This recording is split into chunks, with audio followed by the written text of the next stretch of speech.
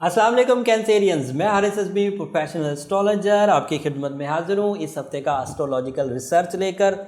सभी सितारों के लिए ये हफ्ता इंपॉर्टेंट है, लेकिन कैंसेरियन आपके लिए कुछ ज़्यादा इंपॉर्टेंट है। वजह क्या है कि आपके रूलिंग प्लैनेट को इसी हफ्ते 16 और 17 जुलाई की दरमियानी रात को ग्रहण लगने वाला है, और है भी बड़ा ग्रहण, पाकिस्तान में भी दिखेगा। सभी पाकिस्तान, अफ़गानिस्तान, इंडिया, ईरान, तुर्की, बहरीन, कतर, इंग्लैंड, कनाडा सब में दिखेगा, सऊदी अरब में भी। तो ग्रहण के असरात आपकी ज़िंदगी पर 7th हाउस में आएंगे।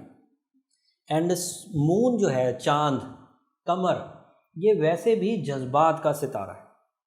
आपने शेर व शायरी में देखा भी होगा, शायर हजरात चांद का बहुत इशारा देते हैं, खूबसूरती को रिलेट करते हैं चांद से। तो ये जज्बातियत का सितारा है। जैसे जैसे चांद बढ़ता जाता है वैसे वैसे आपके इमोशंस बढ़ते जाते हैं। अब अंदाज़ा लगाइए कि जब चांद पूरा हो जाए और उसे ग्रहण लग जाए तो क्या होगा। अनयूजुअल, ऐसा होता तो नहीं अमूमी तौर पर। चांद पैदा होता है, बदरी रात होती है, बढ़ता जाता है, फुल हो जाता है, फिर आहिस्ता आहिस्ता घटता है। अपनी रूटीन से घटे तो फाइन, उतने ही खुराक इंसानी जज्बात को चाहिए होती। लेकिन अचानक घट जाए, और घटे भी 6 घंटे के लिए, 11:55 पर ग्रहण शुरू होगा और सुबह 5 बजे तक चलेगा। 6 घंटे फुल मून होगा और आपको फ्यूल नहीं दे रहा होगा, तो इमोशनल सिकनेस का एक तूफान खड़ा होगा। और क्योंकि 7th हाउस में है तो उसका असर हस्बैंड एंड वाइफ और शराकतदारी के कामों पर ज़्यादा आएगा। और भी मूड स्विंग होकर जब घर में सुख और आसाइश नहीं होगी तो दीगर शोबों तक भी उसकी उदासी फैलेगी। आप अपनी केयर नहीं करेंगे, आप अपनी जिम्मेदारियां निभाने से मुनहरिफ हो सकते हैं। आप ऐसी पॉसिबिलिटी में जा सकते हैं कि उकताहट इस शिद्दत की कि अपनी कुछ आदतें बिगाड़ के बैठ जाएं। तो दीज आर ऑल पॉसिबल। अल्लाह करे कि इसका असर ना हो। नमाज कसूफ ज़रूर पढ़िए, सुरख रंग का सदका पीर वाले दिन ज़रूर दीजिए, अपना बर्थ स्टोन रूबी ज़रूर पहनिए। ये ऐसे रेमेडीज़ हैं जो आपको रिकवर करेंगी। लेकिन समझिए ज़रूर कि ये इवेंट है, इसे इग्नोर नहीं किया जा सकता। अब ये बात तो आपने अच्छे तरीके से समझ ली। और 7th हाउस में ही सैटर्न भी रेट्रोग्रेड चल रहा है, तो ट्रबल थोड़ी इन्हेंस होगी। You have to careful. But जो अदरवाइज खुशखबरी हैं वो बहरहाल अपनी जगह एक अहमियत रखती है, उन्हें भी हम लोग मिस नहीं कर सकते। आपका सन आपके पहले घर में है, सूरज का पहले घर में होना आपकी शख्सियत को निखार रहा है, आपके वक़ार में इजाफा कर रहा है, आपकी डोमिनेटिंग एबिलिटीज़ इन्हेंस कर रहा है, आपके अंदर एक ख़ास किस्म की तड़प पैदा कर रहा है, तरक्की की, खुशी की, कामयाबी की। और मज़े की बात देखें, 22 तारीख तक वो इधर रहेगा। 22 जुलाई को वो अगले घर में जाएगा, मतलब 2nd हाउस में जाएगा। वो तो आपके लिए और अच्छा है। लेकिन ये खबर अगले हफ्ते में एग्जिस्ट करती है। अगले हफ्ते सूरज की वजह से तो मैं आपको एक बड़ी खुशखबरी सुनाने वाला हूँ। नहीं, फ़िलहाल चांद ग्रहण की थोड़ी अजीब खबरें आपके इस हफ्ते आपकी किस्मत में है, वो बयान करता हूँ। वीनस भी 1st हाउस में, so you are so loving and people are so loving to you also.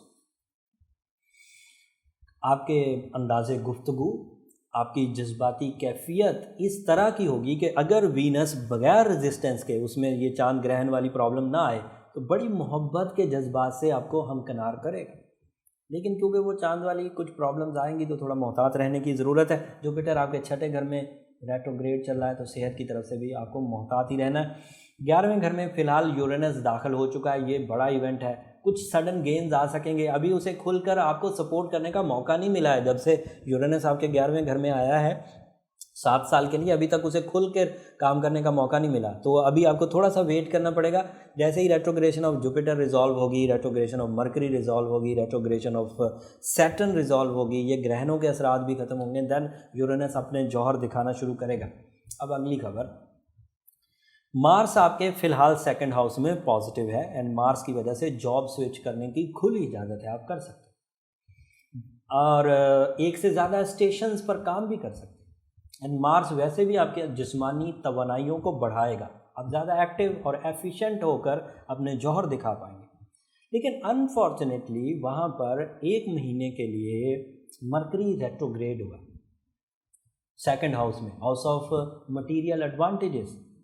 And you know, mercury 3 चीज़ों का रिप्रेजेंटेटिव है। कम्युनिकेशन, बात करने का अंदाज, mental skills, and physical energies तो कवर हो जाएंगी, मार्स भी है, बट मेंटल स्किल्स रेट्रोग्रेशन में फ्यूललेस होती है।